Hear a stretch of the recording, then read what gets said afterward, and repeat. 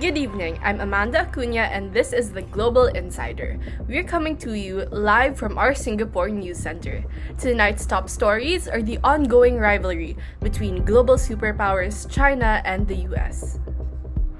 The US-China rivalry has defined world geopolitics for decades, but tensions have mounted dramatically in recent years.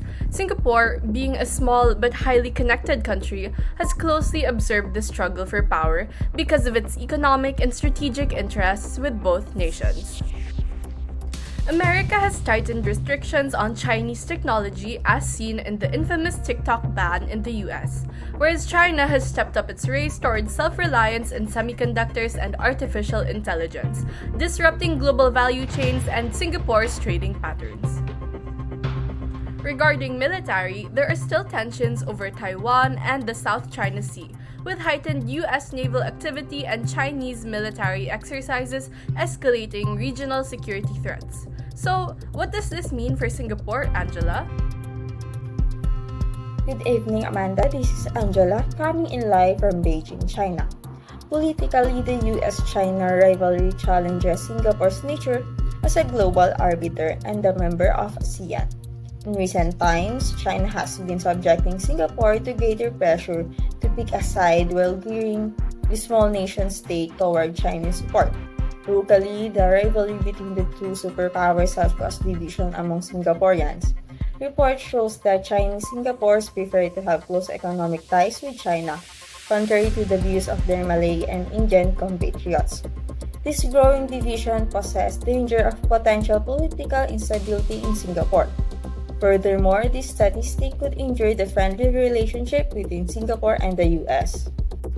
On security, the dispute on the South China Sea may potentially lead to military confrontation of the two superpowers and cause regional destabilization. Singapore must take careful steps in mitigating this issue, as one wrong move could damage its defense ties with either one or both of the global superpowers. Back to you, Amanda. Thank you, Angela. Now, as mentioned, Singapore is a member of ASEAN, which has aided Singapore tremendously in mitigating the effects of the US-China rivalry through the APSC framework. For more on this, we go to correspondent Bea. ASEAN has been working in earnest to lay the foundation for political and security cooperation to ensure that the stability and security of the region provides. The ASEAN Political Security Community, or the APSC, was established under the Declaration of ASEAN Concord II, or the Bali Concord II, in 2003. According to the blueprint, it aims to bring ASEAN's political and security cooperation to a higher plane and ensure that the peoples and member states of ASEAN live in peace with one another and with the world at large in a just, democratic, and harmonious environment. The APSC's objectives are a rule-based community of shared values and norms that promote political development that adheres to principles of democracy, good governance, rule of law, and protection of human rights and fundamental freedoms, embrace a comprehensive approach to security that encompasses traditional security concerns as well as non-traditional aspects such as economic, social, cultural, and environmental dimensions, and a dynamic and outward-looking region in an increasingly integrated and interdependent world that promotes ASEAN centrality in regional cooperation and community building while maintaining friendly and mutually beneficial relations with external parties. By 2025, as outlined in the updated APSC blueprint, the community envisions becoming a united, inclusive, and resilient community where ASEAN peoples live in a safe, harmonious, and secure environment, embrace the values of tolerance and moderation, as well as uphold ASEAN fundamental principles, shared values, and norms.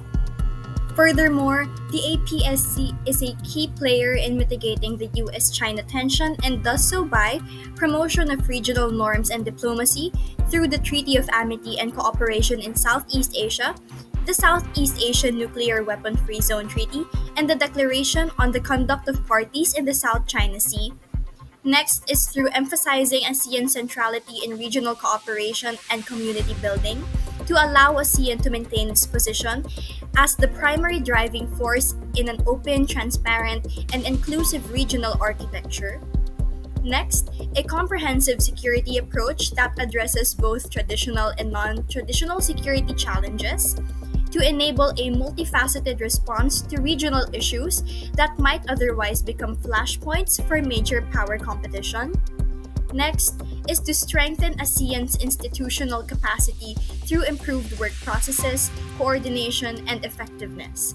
This strengthened capacity is essential for ASEAN to maintain its voice and relevance in international forums where US China tensions play out.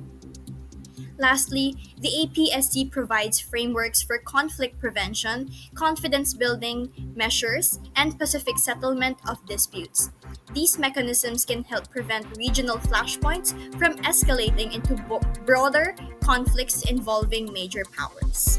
For Singapore specifically, the APSC offers a multilateral framework through which it can pursue its security interests while avoiding the need to choose sides between the US and China.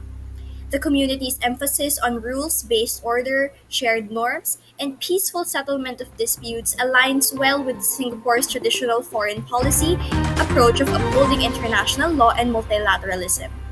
As US China tensions evolve, the APSC will likely play an increasingly important role in providing a platform for dialogue, promoting regional stability, and maintaining ASEAN's voice in the broader geopolitical landscape. To better understand the current movement of Singapore amidst the issue, we go to correspondent Mark.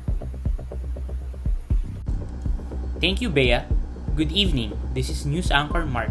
As the international community knows, Singapore's neutrality in global geopolitics, specifically for the US-China rivalry, is maintained in order to protect its national interests as well as regional stability. As compared to its ASEAN neighbors, and on the global scale, Singapore is a relatively small trade-dependent country. It avoids taking sides in order to preserve its economic and diplomatic relationships with both superpowers. Guided by the APSC framework, Singapore has taken the following steps to stay afloat as the US-China rivalry escalates. Politically, Singapore promotes dialogue where defense leaders discuss security challenges such as the Shangri-La Dialogue. Another is that Singapore supports platforms such as the East Asia Summit and ASEAN Regional Forum to discuss matters that may concern the region such as the US-China tensions. Lastly, Singapore reaffirms its neutral stance by avoiding placing blame on either the US or China. Instead, the country calls for rules-based order or inclusive regional architecture. In terms of Singapore's security efforts, first and foremost, Singapore advocates for peaceful resolutions regarding the South China Sea disputes in line with the UNCLOS, avoiding taking sides. It also cooperates militarily with both world superpowers by conducting joint exercises and drills. Lastly, Singapore works closely with the rest of the ASEAN to resist pressure from major powers in order to ensure that no single country dominates the security of the region. Thank you, anchors. Now, the pressing question of the international community is Singapore's neutrality benefiting or actually harming the small country? Let's hear more on this from correspondent Royce. Thank you, Amanda. Good evening. This is News Anchor Royce. Currently, as mentioned by our anchors, Singapore promotes positive communication between major nations through forums such as the ASEAN Regional Forum and the East Asia Summit. Furthermore, it fortifies security through cooperative military drills, ASEAN-led projects like ADMM Plus, and steps to boost confidence in order to avert conflicts, especially in the South China Sea. For the most part, Singapore has been successful in preserving stability and defending its interests as a nation through diplomatic initiatives. By remaining neutral, it keeps drawing financial investments from China and the US while avoiding direct participation in geopolitical disputes. However, maintaining neutrality could get harder as tensions rise.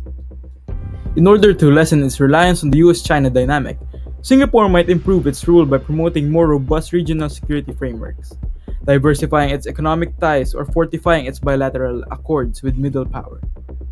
Selecting a side has the danger of such strategic and financial repercussions, even though it may have a short-term advantages. In the end, Singapore's best course of action is to uphold ASEAN's collective voice while remaining diplomatically flexible. Thank you, Royce. Today, we've proven that Singapore effectively manages the tensions between the US and China by adhering to a policy of neutrality. It uses the ASEAN Political Security Community framework to promote regional stability while maintaining beneficial relationships with both powers. Despite increasing pressure to choose sides, Singapore's diplomatic strategy focuses on ASEAN's central role, a rules-based order, and multilateral engagement through platforms such as the Shangri-La Dialogue and the ASEAN Regional Forum. As these tensions escalate, Singapore's balancing act becomes more challenging. However, it remains crucial for safeguarding its economic interests, security partnerships, and its position as a trusted mediator in Southeast Asia.